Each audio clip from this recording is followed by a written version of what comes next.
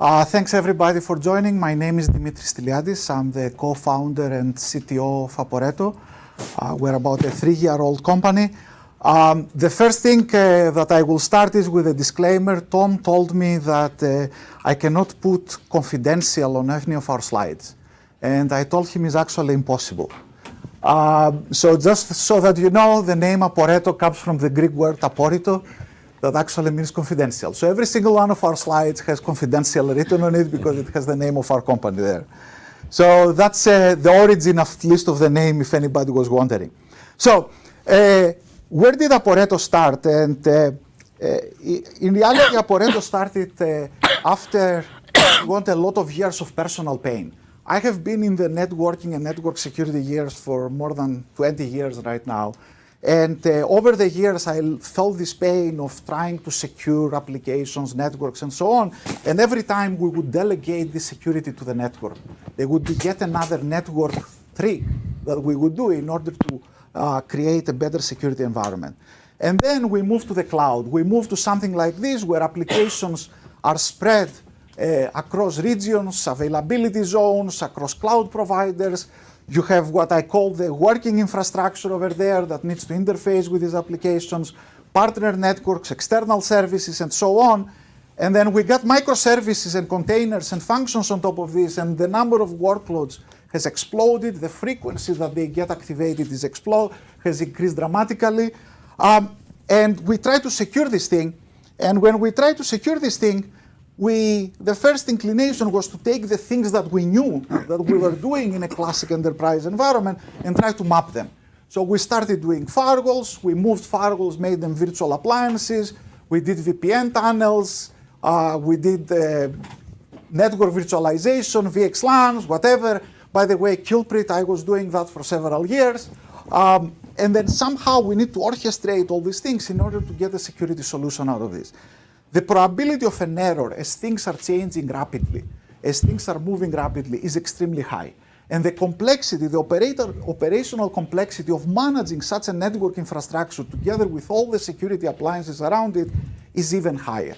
So when we looked at this picture, we took a step back and said, what is the problem we are really trying to solve? The problem we are really trying to solve is a security problem. It's not really a network problem. So let's solve the security problem where it belongs. Let's solve the security problem close to the applications, and let's use techniques that are validated in the security world for a lot of years in order to achieve that. So that's what I'm going to talk about. Now, there are classic fallacies that in this type of architecture and the way that the industry has approached it in the past. For example, host-based firewalls, right? So several people recognize similar problems. They went to the approach of host-based firewalls and said, host-based firewalls, I can scale them with applications, I can move all over the place, so I can use them, for example, as a security tool. And then you get this problem, right? Consider just two applications, application 1 and application 2, and both of them are elastically scaled applications, right? So they consist of multiple instances, if you want. You try to solve a security problem between them based on a host-based firewall or any technique like that, you end up in reality with n-square rules. You need to go put a rule for every single one of them. This one can access this one can access this one, and so on and so on. You scale up the application with a new instance, you end up adding n more rules for every new instance you scale up. So as you try to scale up, it becomes impossible to follow this motion and go program firewalls or program ACL rules or program whatever to deal with this issue. But this is not just the only issue. Let's take another classic example. Nobody's running applications without load balancers, right? So you have an application, you have a load balancer in the middle, and you have the target on the other side. You go to the cloud, the application is an ELB, right? It's an elastic load balancer out of AWS or out of Google or whatever. So how do you do security with that? Well, you can say, I'm going to put an ACL to allow this entity to talk to the ELB. I'm going to put another ACL to allow the ELB to talk to the destination IP. But what happens when somebody else comes to the ELB, right? How do I protect the ELB now? And not only that, as it turns out, Amazon and most of the cloud providers are constantly changing the IP addresses of the ELBs, right? So every hour, every whatever, they will change them, they will scale them, they tell you use the FQDN, don't use the ELB. Classic problems that you have to deal with in every deployment. Now, there is another what I call illusion of security. It's the whole idea of the hybrid cloud and addressing hybrid cloud security. So I have my applications in the cloud, and I have a private data center, and the rule of thumb has been so far, the way I'm going to secure this environment is I'm going to do a VPN extension or a direct connect from my VPC directly into my data center, and therefore everybody here will think that this is an extension of my data center, right? We have seen this picture so many times. What is the problem with this picture? The problem with this picture is that the blast radius, or if you want the perimeter over here, is not your VPC, it's not your network. The perimeter over here is actually the account credentials. So anybody that actually manages to get the account credentials for this entity over here can come and, first of all, modify VMs, modify applications. They can actually come and create a new application in this environment over here. And what happens then? The application gets direct access in your own data center. So the idea that I'm going to secure a hybrid cloud by opening a tunnel or between my AWS or my Google Cloud and my private data center just has fundamental flaws, because your security perimeter is no more than network. Your security perimeter is your application credentials. A user loses their laptop, the application credentials are gone, right? You go to /.aws credentials, you get them, you are free to do whatever you want to do. Now, if you think about it like right now, if we take a step back though, and see how all the main cloud providers are actually implementing security. They don't ask you to go to a special subnet to call the AWS API in order to activate a VM. They don't ask you to give your IP address or your office address to go to Google and activate a VM. What they have is they have an identity and access management domain. Pretty much everything is managed through identity and access management at the API layer, and this allows them to scale their security to their security model to cover both users and machines. And what this allows them to do actually is they use actually the same technique both for accessing the clouds by themselves as well for cloud interactions, if you want, between them. So the question is, if this is the way the cloud is doing security, why are your applications still using traditional networking techniques to do security? And that's what we're going to come and talk about here. Essentially, what Aporeto is, we completely abstract the underlying infrastructure. We don't really care what the underlying infrastructure is. Our view of the world is that your applications are moving anywhere. They can be placed in the cloud, they can be placed in private data centers and so on. And the whole concept of Aporeto is to provide essentially an identity and access management layer for your applications. Not for applications accessing the cloud, but for your applications. So what is this identity and access management layer? This essentially says that I'm going to introduce end-to-end authentication, authorization, and encryption everywhere. I'm going to introduce everywhere a PKI infrastructure to manage certificates, to manage keys, to manage identities. I'm going to completely, I don't care whether my traffic goes one network, 10 networks, whether it goes over network address translations, whether it goes over load balancers or anything. Everything is end-to-end, and my policy is completely portable. So essentially, in one sentence, what I'm going to talk about is essentially about an identity and access management layer for your applications that becomes actually the center of security. And you will see how this layer can be used not only for application-to-application security, as well it can be used for user-to-application security, it can be used for user access control. There is a whole set of use cases we're going to talk about today. Okay, so as I said, and this is where the provocative statements start, right? So there is the biggest fallacy of network security is that network reachability implies authorization. The fact that two entities can exchange packets is translated by most of the work we have done in security right now as the ability to exchange information. The fact that they can exchange packets doesn't mean they can exchange information. We need to decouple the two, and that has been one of the fundamental fallacies we are trying to change over here. So, what I'm going to talk about now is, okay, so we want to create this identity and access management layer. What are the fundamental principles behind our design choices? And more importantly, as we go down the road, what are the components we need to implement, and how can we operationalize something like that? So as I said, The threat model we assume is the network is insecure by default. Whether it's your enterprise network, whether it's the cloud, it doesn't matter. Somebody will find their way inside your network. We also don't make any assumptions that you own the network, because when you live in the cloud, you don't own the network, so it doesn't make any sense to do anything over there. The network primitives, as Jason said, are irrelevant. IP addresses, port numbers are ephemeral, they have no context, right? Any action must be explicitly authorized. Any interaction between workloads, any interaction between users and workloads must go through an identity and access management process, and it must be explicitly authorized. And the question is, how do you manage that?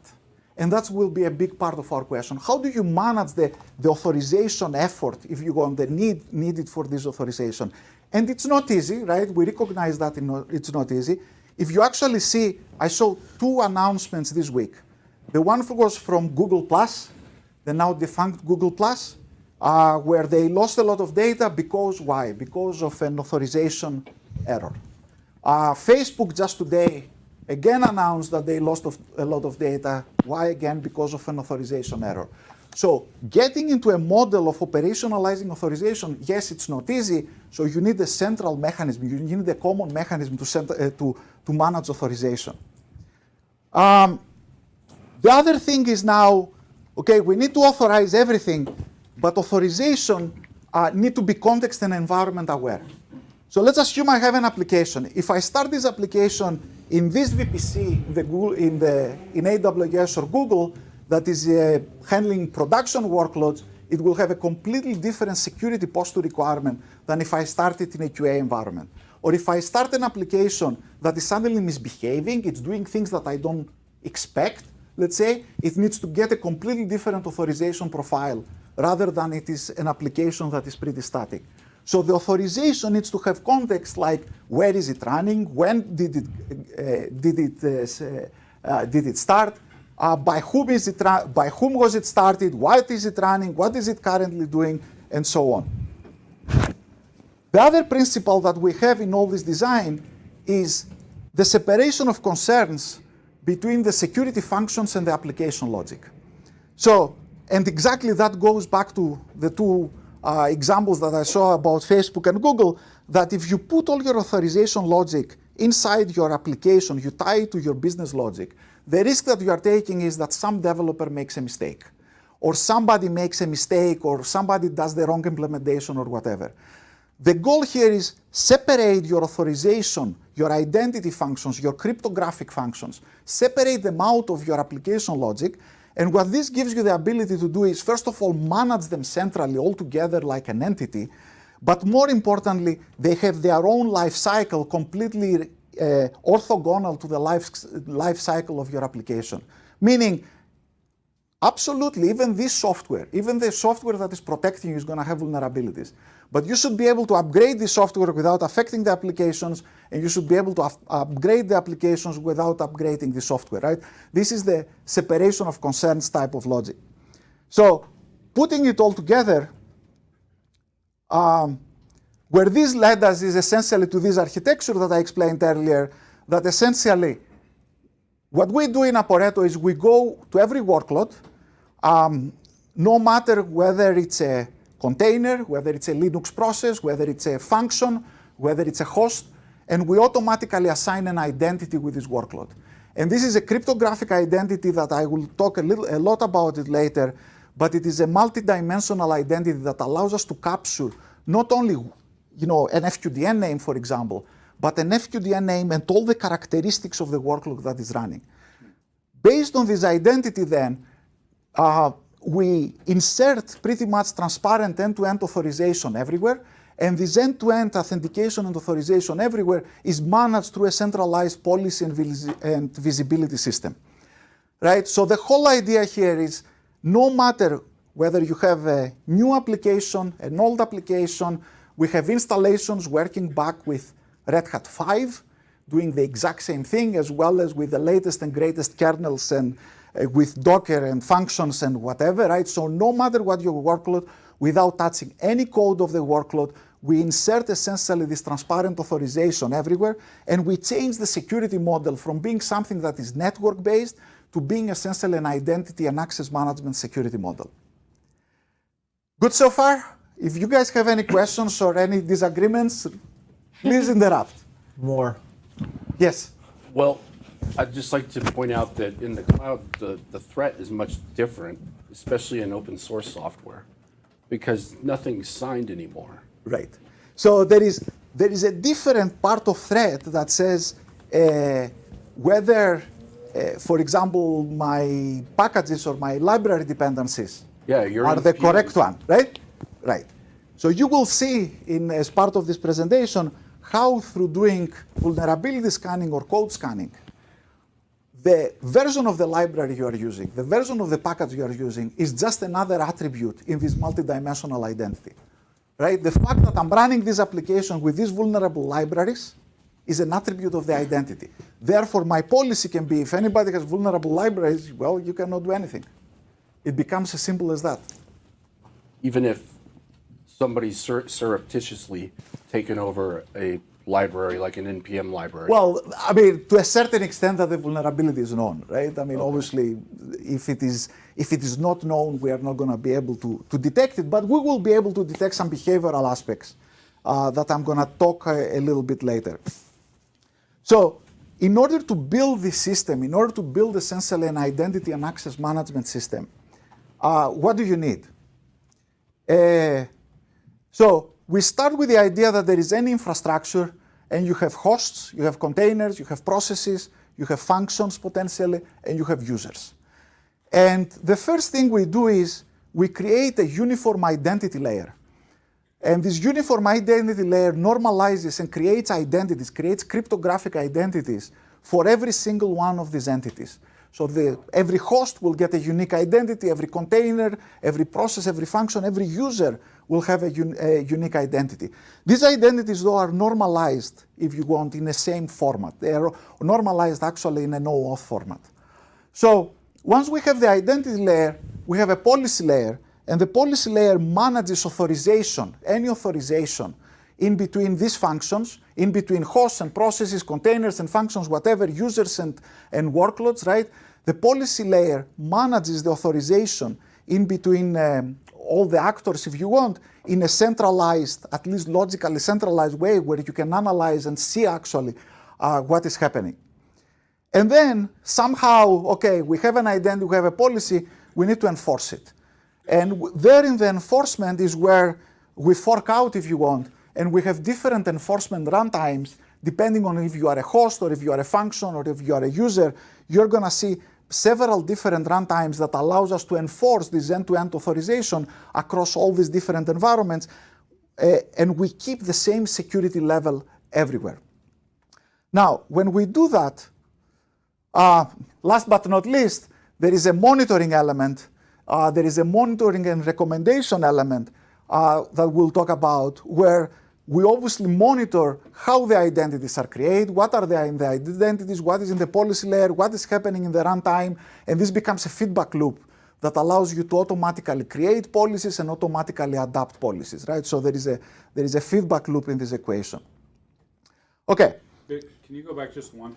So when you started out, and rightfully, and I think we were all cheering in the background, looked that way from Twitter too, talking about the complexity of firewall rules and how with elastic scaling and everything, it doesn't really work.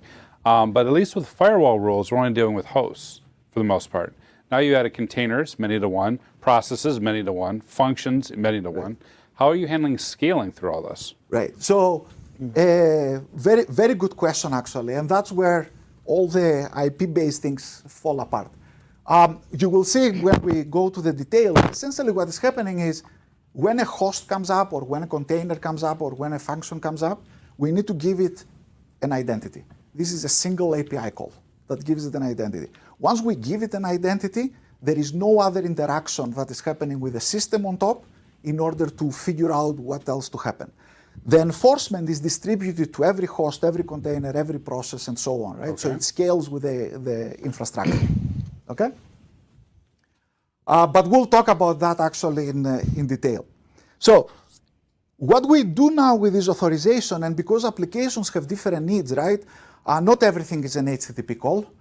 People use old protocols, they use various protocols.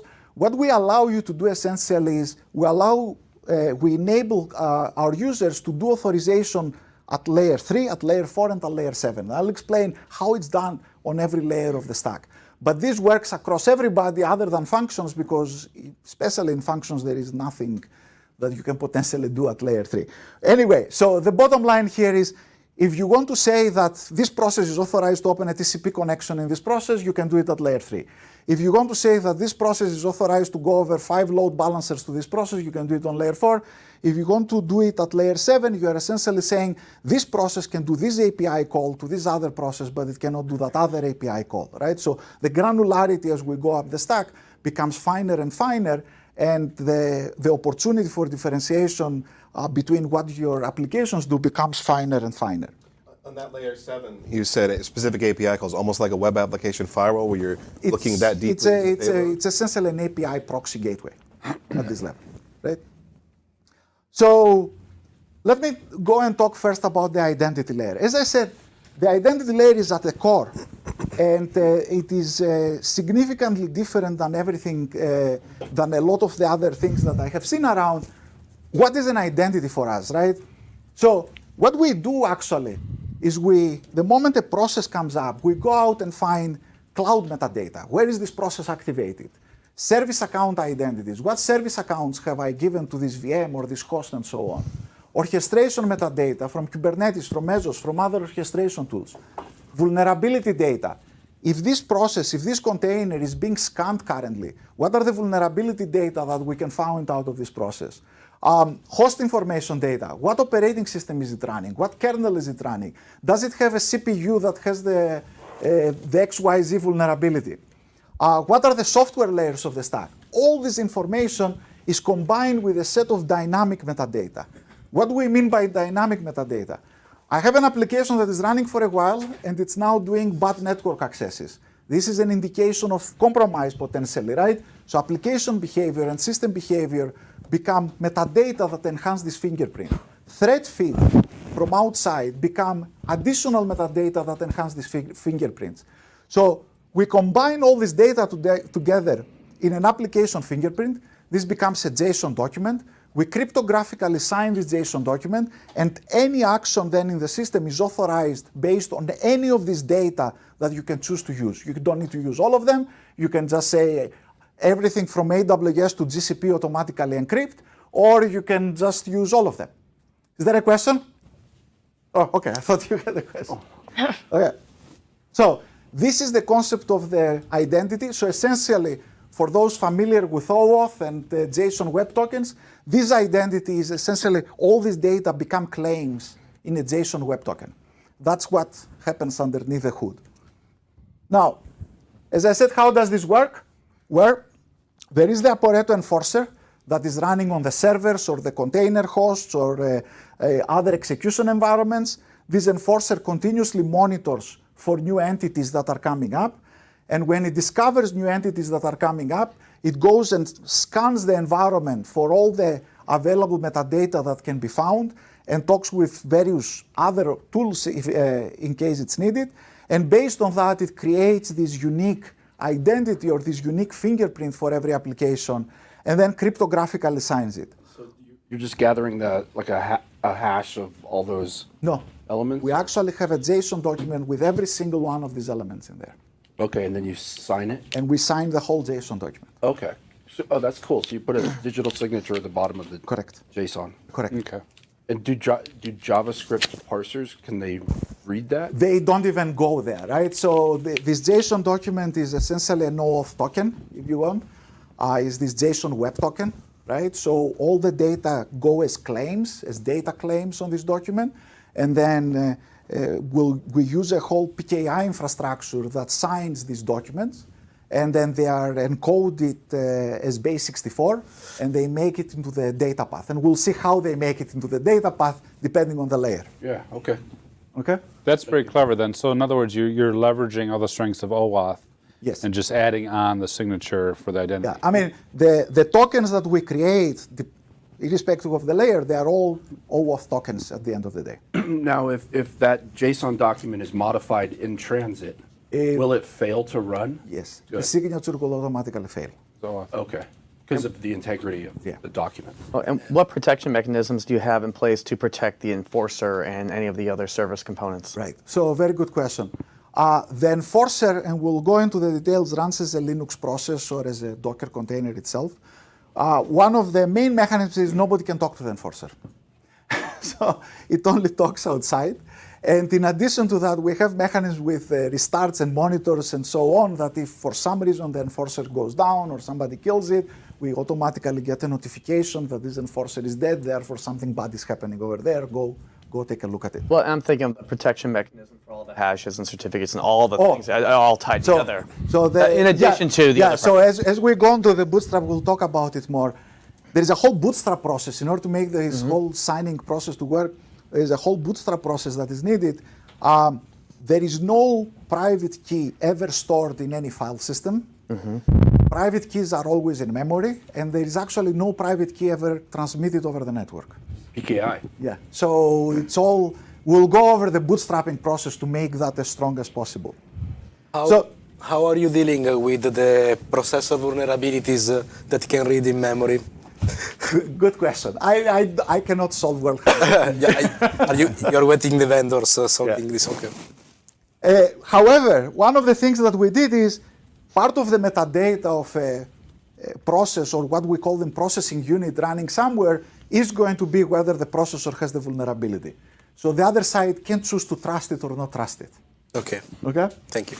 Now, and then essentially what happens is, that's the OAuth token, that's an example of an OAuth token that I was talking about, is we actually get this application metadata, and on the same way we can actually normalize things from TLS certificates and user identities, and I will go and explain user identities as well. We take everything and normalize it to a single Aporeto identity that has a root of trust, if you want, originating in the Aporeto system, and then this is going to be used for authorization across the board. Okay, so you understand now that identities are just JSON documents with attributes, so what is policy? Right? So policy is nothing more than an equation or a logical expression, if you want, across these attributes of the document. So what do I mean by that? A policy has a subject, a verb, and an object. It's like an English language.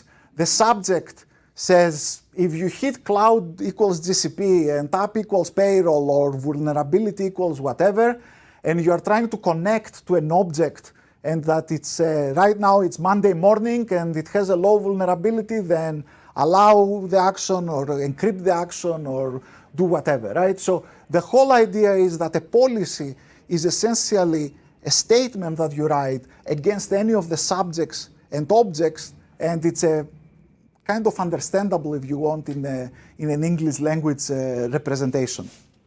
Are you using any specific policy writing language? No, actually. You can program our system through essentially YAML or JSON files, and then these subjects, objects, or whatever are just fields on the file. Okay. There is no, although we would like to some point to go, at some point of our lives to go there, there is no natural language type to write it. However, there is a second important part of the policy, that the system has been designed for enterprise environments. And in enterprise environments, the second issue you have to deal with, and it's a big part of our policy system, is actually who is the actor that is going to write the policy, who is the person or who is the organization, right? The actor that is going to update the policy. What can the security team see? What can the developers see? How can we delegate control, right? The whole part of this effort here is to delegate control of policy writing down to the developers, because everybody wants a secure application, so they can write the policy, however, maintain controls, if you want, that operations or security to make sure that the policy is actually right. So the whole system is based on the idea of a namespace hierarchy.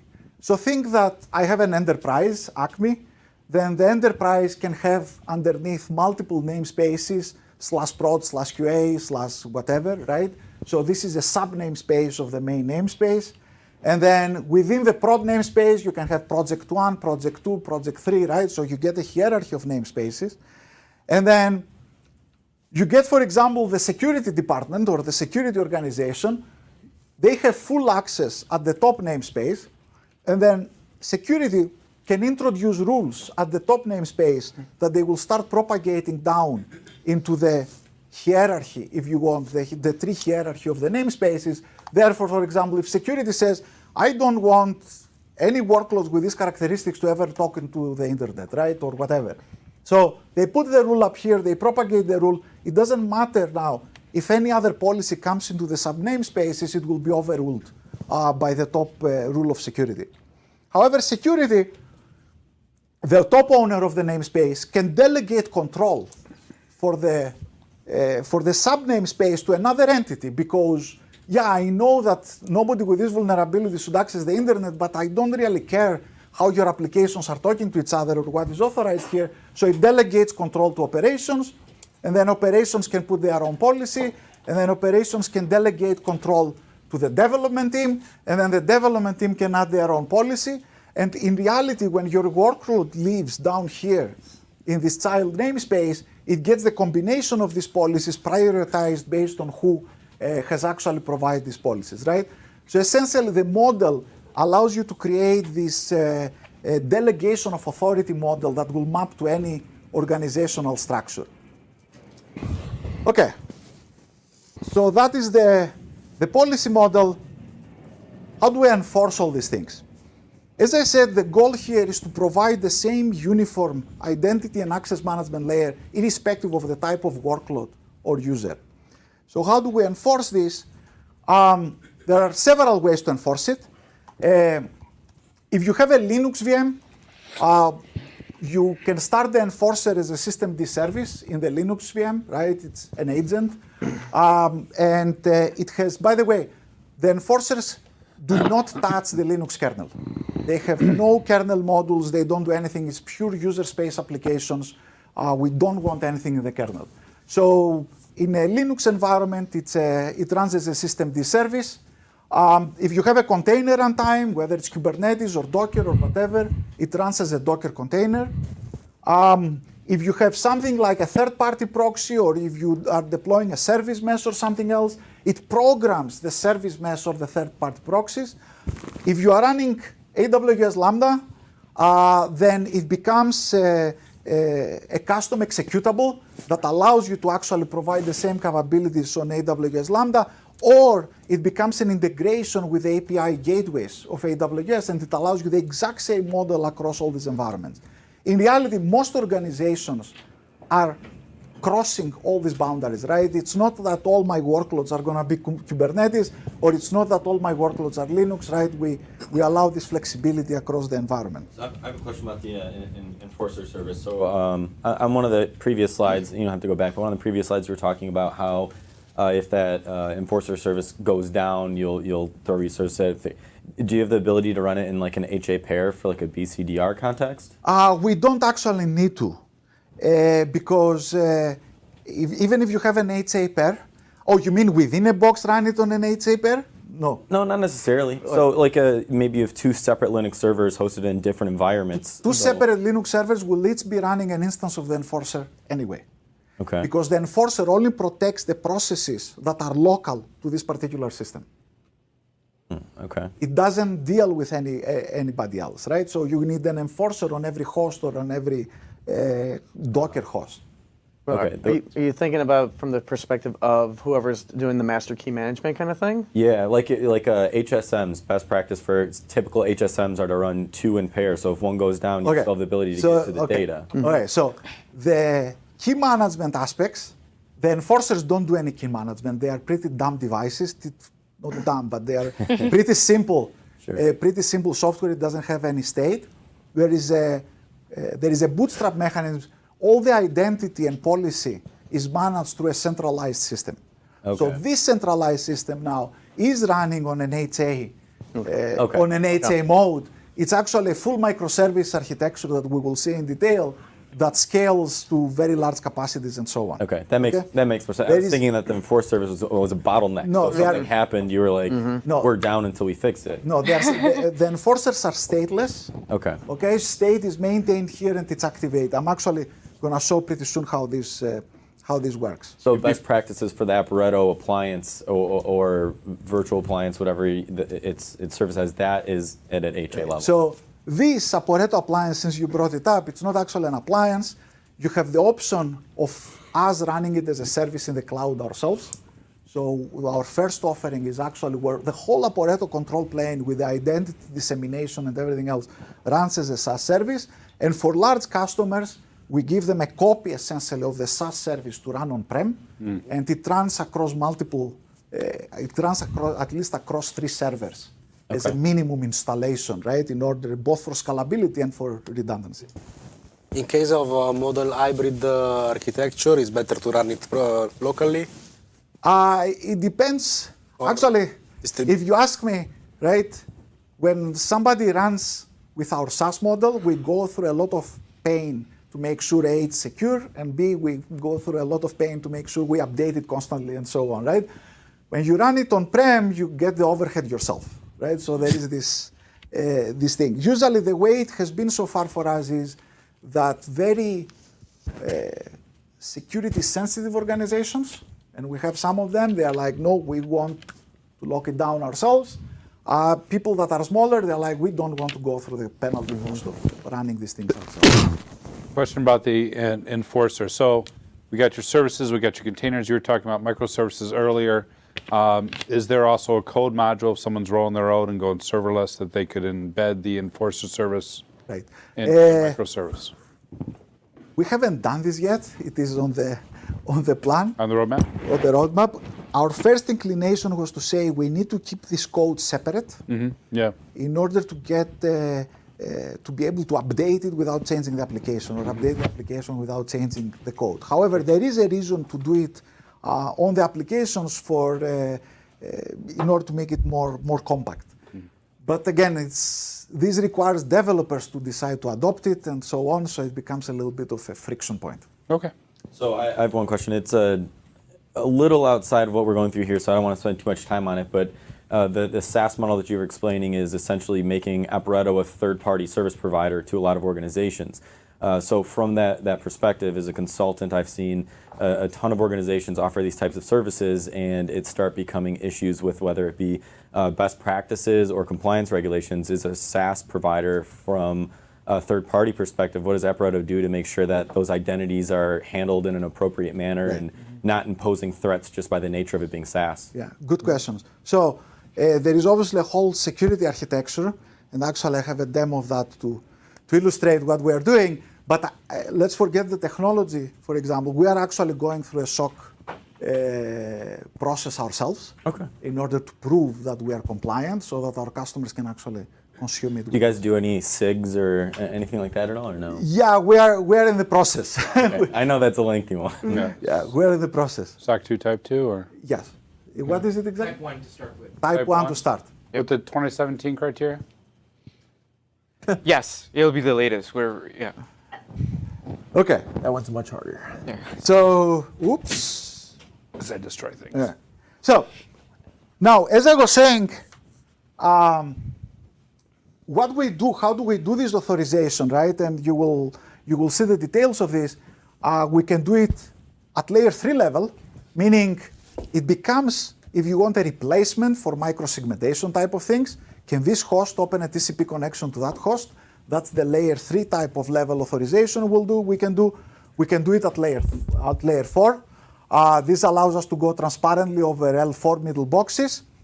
And we do it at the API authorization layer, where, as I explained, we can do it for every API call. So how does this work now? So this will give you an idea now, a better idea of how the enforcers interact with the control plane, how identities are created, and how the root of trust is created.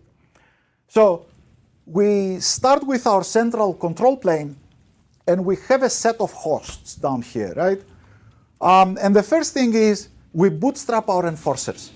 Now, when an enforcer bootstraps, it goes and gets, for example, in an AWS cloud or a GCP cloud environment, it's going to go in the VM through a local API and get an identity document that is signed by the cloud provider. It's then going to use this identity document to attest itself with a control plane. And as a result of this attestation process, the control plane is going to return back a certificate down to the enforcer. The enforcer is also going to create a private key locally, stored in memory, and it's going to send this private key up there for signature. So at the end of this process, the enforcer essentially gets an enforcer identity, a certificate, an X509 certificate, and this certificate is stored in memory. It's stored nowhere in the file system. These certificates are ephemeral, so they are automatically renewed by us constantly, like every 30 minutes or whatever, and they become the identity of the enforcer. Now, an application pops up. When the application pops up, the enforcer goes and collects all the metadata of this application and creates a service identity for this application, and then goes back to the policy system and one-time call and says, what policy do you want me to apply down to this application? Right? Am I going to apply, am I going to accept traffic for this, or am I going to be able to send traffic to this? What are my authorization rules? So it downloads the policy for this application locally. So, So now how does authorization work at layer 3? This is actually part of an open source project we have out there. It's called Trireme. Authorization at layer 3 works by exchanging these identities as payload on the SYN and SYNAC packets of TCP with zero RTT additional introduced to any TCP connection. Meaning what? An application starts a TCP connection. The TCP connection is intercepted by the enforcer. The TCP SYN packet is intercepted by the enforcer. The enforcer gets the service identity and piggybacks it as data of the payload of the SYN packet that was otherwise 60 bytes. Sends it across the wire. This enforcer receives the SYN packet with the payload, gets the identity, cryptographically validates the identity, validates the policy authorization rules. If it matches, it lets the SYN packet go to the kernel. SYNAC packet comes back. The SYNAC packet here again has no payload. We get the identity now of this application, piggyback it as data on the payload of the SYNAC packet. It arrives over here. This enforcer now validates the identity and validates the authorization criteria, releases the SYNAC packet. In both the round trips, we have added nonces, essentially one-time random numbers, and at the ACK packet, we send a signature across the two nonces. And the reason we do that is because this allows us to prevent any man-in-the-middle attacks through this three-way handshake. So essentially, when you do authorization at layer 3, it's it's essentially a zero RTT authorization that is happening for the connection, before the connection is established. There's got to be some. I mean, the enforcer's grabbing it and doing a rewrite. And there is delay that we are adding, right? What I'm saying is there is no additional round trip times.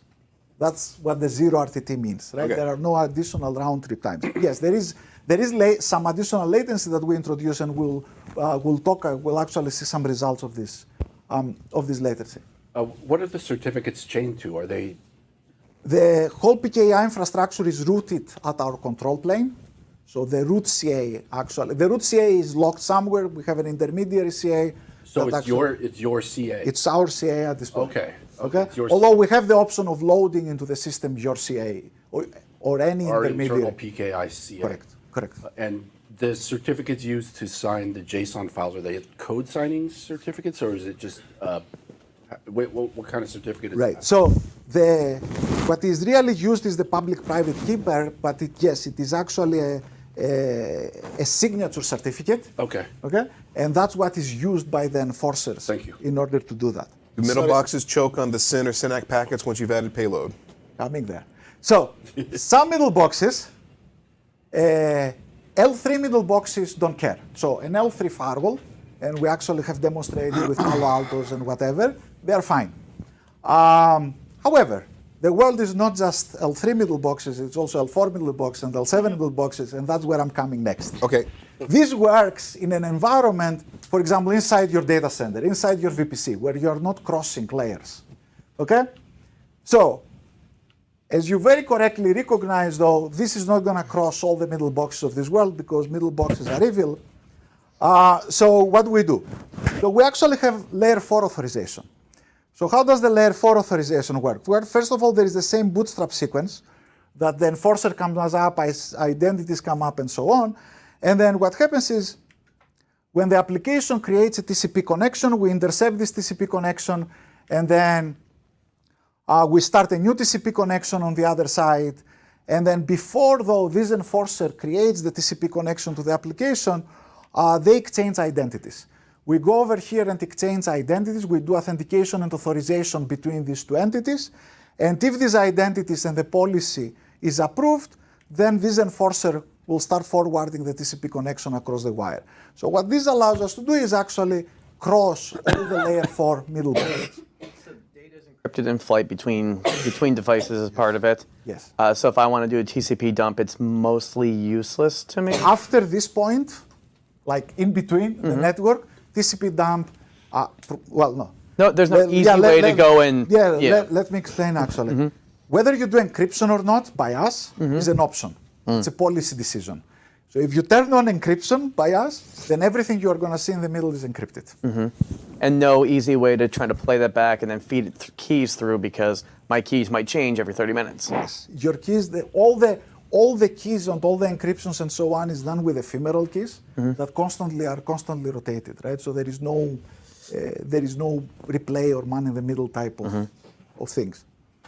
Now, because Ethan asked, here's how it works with the middle boxes. So again, the same story. Enforcer application starts a TCP connection. This is intercepted by the enforcer. Enforcer will attempt to do a TCP connection. This is intercepted by the middle evil box. The evil middle box will start a TCP connection on the other side. Okay. However, that's where the evil finishes because then we're going to send the authorization information over the established TCP connection using the data payloads. And once we authorize end-to-end the request, we are going to allow the data to go through essentially end-to-end, right? So that's how we have solved the problem of the layer 4 middle boxes. Sorry, which is the other project about the layer 3? Trireme. Trireme, okay. Trireme. Actually, Trireme, the open source code includes all of these mechanisms. Okay. It has all the forwarding or data path mechanisms that you are seeing here. They are open source part of Trireme. And you are providing also some mechanisms to detect some brute force on the enforcer in case I send payloads with different... Yes. So it's actually, I'm going to do an interesting demo here where we put an Nginx server on the internet protected by our enforcers a year ago. And we have collected an unbelievable amount of bad IP addresses that are doing scanning at very regular intervals. Okay, so now as I go up the stack, right, again, there are L4 middle boxes, but then there is the L7 world, right? And in reality, especially as you move to a cloud-native world, a lot of people will use API gateways, they will use layer 7 load balancers and so on. You will use all kinds of things in order to achieve routing or service routing if you want for your application. What we do at layer 7 is we repeat the exact same security model end-to-end at layer 7.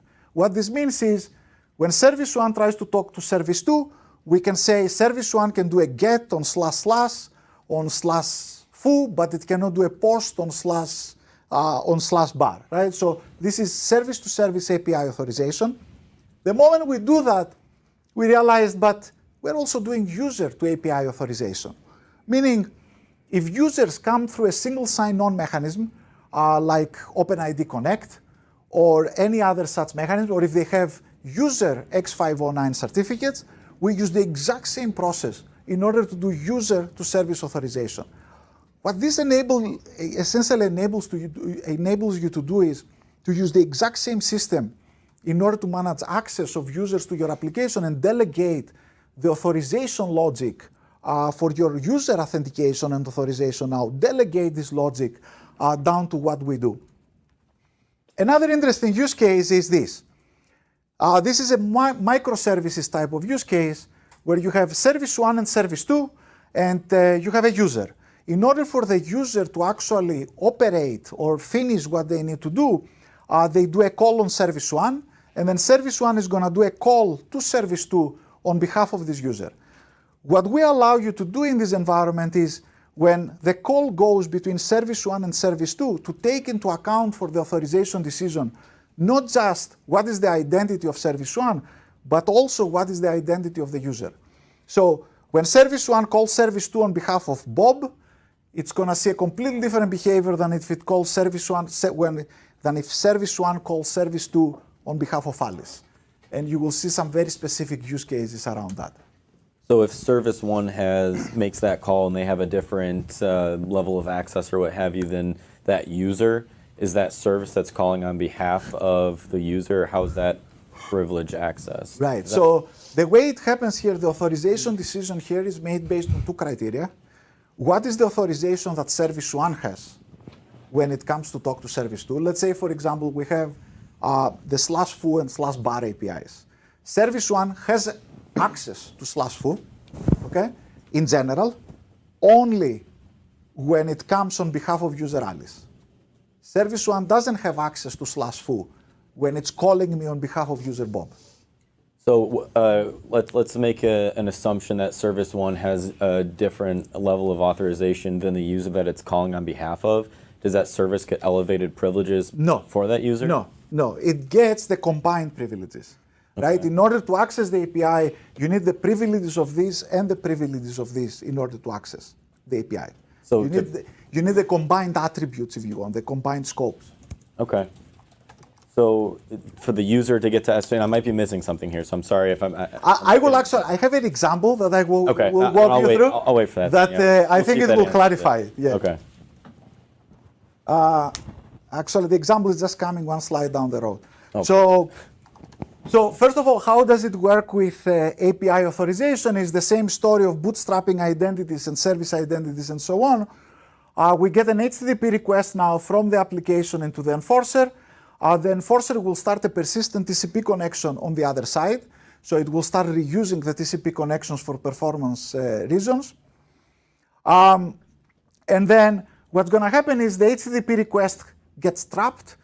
Because of this HTTP request getting trapped, the enforcer is going to get the identity of this application and insert it on the HTTP request, inject it on the HTTP request as an HTTP header. So what is going to come across the wire here, it's the same HTTP request on top of TLS that has the identity as an HTTP header. This HTTP header will be validated by this enforcer, and if it is accepted and approved, the HTTP request is going to make it on the other side. So essentially, what I was trying to explain during this time is that you do it at layer 3, we have a solution. We do it at layer 4, we transmit it over the TCP packets. We do it at layer 7, the identity becomes an HTTP header. No matter what layer you choose to enforce your policy, we can map it to the corresponding identities over here. Okay, so to answer your question about application and user identity. So this is a UI, right? It's a server-side, let's say server-side UI rendering application. And this is a microservice. And the requirements that we have is that the UI can access Alice on behalf of Alice. However, the UI must not access Alice on behalf of Bob, right? So the way it works here is that when Alice tries to come into the system, we automatically, if Alice comes without authentication, we automatically redirect Alice to an OpenID provider. Alice will authenticate with OpenID provider, whether this is Google, whether this is Okta, whether this is anybody else. As a result of this authentication, Alice is going to get back an OAuth token. So Alice is going to send us the OAuth token together with an HTTP request that says, give me whatever is on /Alice. What is going to happen now on the wire is the identity that is going to travel on the wire here between this application and this application is going to be the JWT token that describes that this is Alice and the JWT token that describes this is the UI application. And the authorization rule on this API says that you can go to /Alice if you present me a token that says this is Alice, and you also present me a token that says this is the UI application. If you just present me a UI application token, you're not going to be able to access the API. If you just present me an Alice token, you're not going to be able to access the API. Okay? Does that make sense? Because when Bob comes, because there is always Bob everywhere there is Alice, Bob does the exact same thing, and then Bob sends his JWT over, his authorization token, and then this authorization request is dropped because the requirement is what you need to present is Alice and app equals UI, not one of the two. Okay. Make sense? Of course, it doesn't need to be Alice. It can be the group that Alice belongs, or it can be any other attribute of Alice. Sure. So that server side, that box right there is just simply passing that along. Correct. Okay. Correct. I was thinking of the possibility of an MITM from that box if it was not given proper permissions. Right. But Right. if it's just simply passing on, I Right. think that answers that question. Okay? So, oops. Okay. Then there is Lambda functions. Lambda functions are much trickier. There are no servers, so where do you put the enforcer and all these kind of things? We have a couple of implementations there. What I will describe here is the integration we have done through the AWS API gateways. So you have a request. It can be a user request or it can be a machine request, whatever, going to the AWS API gateway. They have a capability they called custom authorizers. What these custom authorizers do is you configure the gateway. When it gets a request, it's actually going to call a Lambda function that happens to be the Aporeto Lambda function to do the authorization. And if the Aporeto Lambda function approves the authorization, then the API gateway will approve the authorization, and the approved access is going to trigger another Lambda function. So in other words, even in the case where you have very flexible environments or very dynamic environments like Lambda functions and so on, we will get you the same identity and access management model as across everything else you are using in the organization. Last but not least, and Ethan asked about that, performance, right? What performance overhead are you guys introducing over this? So here is the performance results. I will need to explain it to you what it is in case you cannot see it. This is an M4 10 extra large running in AWS. Why this particular one? Because this particular one in AWS has up to 10 gig network throughput. This is an M4 extra large. This has up to 1 gigabit network throughput, right? So this is the machines. And what you see here is you see the data of transmitting small requests here on the left and here on the left, and you see the data of transmitting large requests on this side. And what is happening here is, what you will see is, blue is native, meaning there is no Aporeto enforcers in the middle, there is no security mechanism whatsoever. That's what you get with blue. Green is when we actually do a TCP layer 4 proxy. Red is when we do a TCP layer 4 proxy and we do encryption ourselves. And yellow or whatever, this light color green, is when you use the layer 3 type of connectivity that I described earlier. Now, you see that for large payloads and lots of connections, the performance impact is hardly noticeable across the board. Whether it's a full proxy, whether it's encryption, whether it's whatever. The only place that there is a performance impact is when you have actually small connection requests and lots of small connection requests, where when we insert encryption, we get a performance impact. But that's kind of expected, if you want, because we have to do all the encryption type of functions. However, when you have persistent TCP sessions or lots of data going across, we pretty much are more or less equal, or with a whatever 5% penalty or whatever, across a native type of implementation. Is it perhaps just an error in the way the screen is displaying? How come with the M4X large, encrypt is faster than not? It's scale on the left. It's The scale is the way I'm looking at it. yeah. The scale on the left is gigabits. This is actually That's megabits. Yeah. The other one is. No, I'm comparing This with proxy. No, this. proxy. Here, this with this. Yeah, with encrypted. Yeah. So this is think measurement differences. Okay. And it's also, you get these all tests are run in AWS, right? So, Yeah. Okay. Spot instance there is fluctuations. noisy neighbors. Who knows what else is happening I was over gonna here? say, Right? okay. So this is just more to get a We do quality. more work, and now it's faster. Yeah, exactly. No, it's more to get a qualitative Sure. Understood. understanding of, the absolute numbers for me don't mean anything. Yeah. It's more to get an Relative. idea that is what is happening over So people adopt this, if they choose to do the cloud-based model, they adopt it into a premises model, what is the one like? It's a SaaS type of approach where they adopt into it. And is it multi-tenant where everything is a part of a multi-tenant structure, or it's individual tenants that are managed? Ethan's a customer, Corey's a customer, and then you have separate isolated tenants, so there's no chance for overlap within those. It's all the SaaS platform is all a multi-tenant platform. And that's the interesting thing. Some of our customers are more in the service provider multi-tenant category, where they run an instance of this for their environment, right? And they need to be multi-tenant as well. Right? So the software is all multi-tenant. Okay. Last but not least, monitoring. As you understand, where we are in the stack, we have extreme visibility about the applications. We know what is running, things like what libraries an application is running, what calls is it doing, what network activities is it doing. All this data, we obviously, as everybody else right now that is a data hog, we get all this data and we provide an extreme level of visibility of what is happening in the applications. There is obviously a dashboard, we are going to see it in the demos, that allows you to get full visibility of what is running right now in the infrastructure, how they are related, what are the related policies, and so on. And one item that a lot of our, if you want more established enterprise customers asked, less the DevOps type environments, but the more established enterprise customers is, okay, we're going to deploy that, we have no idea what policies to write, right? This is the classic argument. So the system, we have established a mechanism where you can put the system in permissive mode.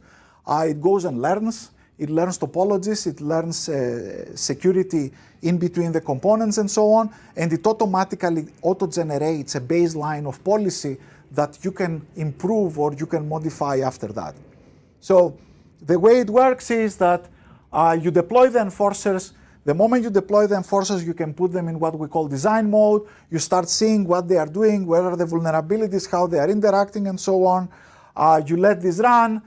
Based on the run, you click a button, you get an auto-generation of all the policies that need to be established, and then you apply the policies and you turn off the permissive mode, and you see any alarm as a potential violation. So this is kind of the usability tools. We are, I think, at the first phases of these usability tools. We are adding a lot of these capabilities in the platform, but this is where the platform is right now. Any questions before we close this part of the session? How long do you recommend users take to create the baseline? I don't have a good answer on that, unfortunately.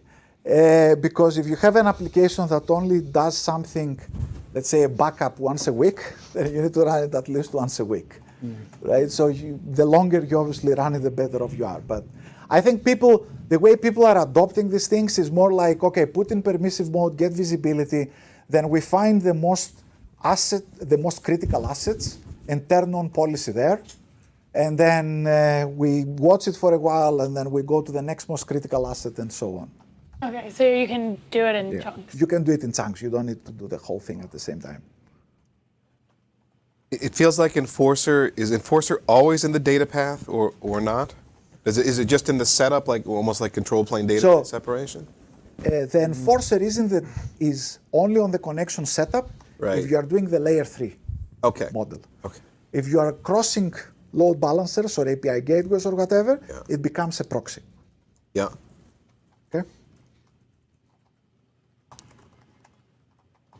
But still in the data path at that Correct. point. Yeah. Correct. It's the data path. The enforcer is essentially the data path. The enforcer is always going to be. The enforcer is essentially the data path, right? So to scale out for throughput or volume of connections or something, I just put more enforcers out there. You essentially, since you put one enforcer per server, right, and the enforcer scales within the server, obviously. Oh, Per it's almost physical like a server. sidecar proxy. Right. So yes, and actually that's a good question.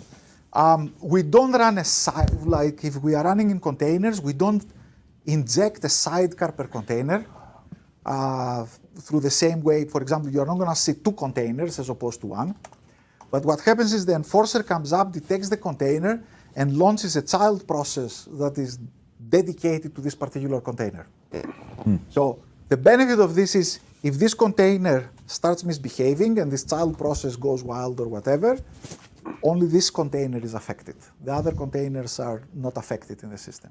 So for processes, it's the same thing. For every process, every system, this service in a Linux system, we have dedicated controls with the enforcer. So you're going to talk about licensing or? Licensing is per server, Okay. per instance running, per enforcer instance running. What does that mean exactly? When you say per server or per instance running, Okay. you know, especially in serverless Lambda, I'm now confused. Yeah, so It's one license to rule them all. Well, one license and multi-tenant under the cover. so the licensing is per instance of the enforcer running somewhere. Okay. Okay? Okay. So for example, in AWS Lambda, there will be an instance of the enforcer running attached to the Lambda, to the API gateway, right? So there's no theoretical way to provide on a single server multiple application instances that would be encrypted to talk to each other passing through it in order to minimize on your licensing costs. No, you could do that. You could? You could do that. I mean, if you're saying back all my applications in one server, right? So I have less than, yeah, you could do that. But I don't Rolling think, back virtualization and everything, right? I don't think our licensing costs are any major impact actually on costs when you actually see it. So Yes. back to the question I asked way in the beginning, this still seems like many more policies than we would have in traditional microsegmentation. It's actually it's actually much less policies. So let's think about it about the number of policies, right? Okay? If we just want to achieve the basic microsegmentation type of thing, right? The policies is pretty much the same because you can say anybody on this VPC that wants to talk to anybody on this VPC, allow the traffic. Yeah, this tag to that. Right? Because, for example, the VPC ID is part of the identity, so I just write policies based on the VPC ID. Right? So you can write very granular, very coarse policies if you want. Now, when you go to the API authorization layer, the reality is that somebody is actually writing these policies already. It just happens to be embedded into the application code very often. Right. Right? So what we are saying is these policies can be externalized and managed centrally through the platform rather than every developer deciding what these policies look like. Okay. The benefit you get out of this is that you get a global visibility across your layer 3, layer 4, layer 7 policies. Yes. And the global correlation across all of them. Right? So you know, for example, that or a developer can come in the platform and say, well, my application is not working because the network is blocking it, is blocked somewhere at layer 3, or my application is not working because the API is blocked by somebody, right? So you get this visibility, if you want, across the stack. So many more policies, but the policies are more manageable because they're central and I got And they were somewhere else before, right? Somebody had to do them, or you were not doing them to begin with, and Right. then it's like a crime. You got a whole other problem. I got one other question for you. Now, I'm thinking about a DevOps model, right? Let's say I'm rolling out some new microservices or I'm changing something. Can I logically pool an area, an app or a service, and say this, put that back into learn mode because my developers are going to push code out, Right. and then switch it back on, off learn mode, so that maybe as part of a Jenkins workflow or something, Yeah. I open it up, I push it out, they run it for a couple days, it locks it down. Yeah, absolutely. So all these are knobs. You can actually put a policy that says this policy is only effective from 8 a.m. to 12 p.m. Oh, okay. Okay, and then remove it. Good. So my developers work 8 to 12. They get to do whatever they want. Exactly. So you can put time-based policies. You can put, you can organize all these kind of things. All right. Thank you.